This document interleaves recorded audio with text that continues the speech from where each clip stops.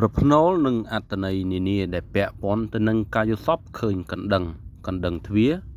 ឬក៏កណ្ដឹងតាមរបងផ្ទះបាទសូមអនុញ្ញាតគោរពជំរាបសួរពុកម៉ែបងប្អូនជាទីស្រឡាញ់និងជាទីគោរពរាប់អាន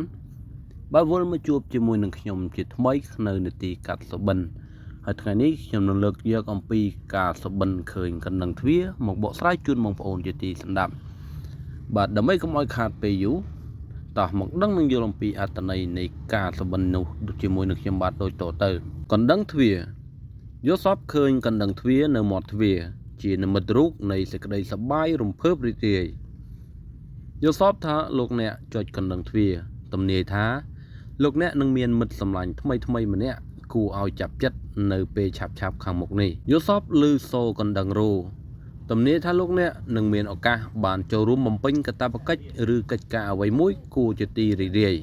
បាទពុកម៉ែបងប្អូនសម្រាប់អត្ថន័យនៃការសុបិនឃើញកណ្ដឹងទ្វារក៏បានបញ្ចប់ហើយជាចុងក្រោយមុននឹងបញ្ចប់ខ្ញុំបាទក៏សូមគោរពជូនពរពុកម៉ែបងប្អូនឲ្យរកទទួលទានមានបានធ្វើដំណើរទៅណាមកណាប្រកបដោយសេចក្តីសុខនិងសុវត្ថិភាពបាទសូមអរគុណសូមគោរពលា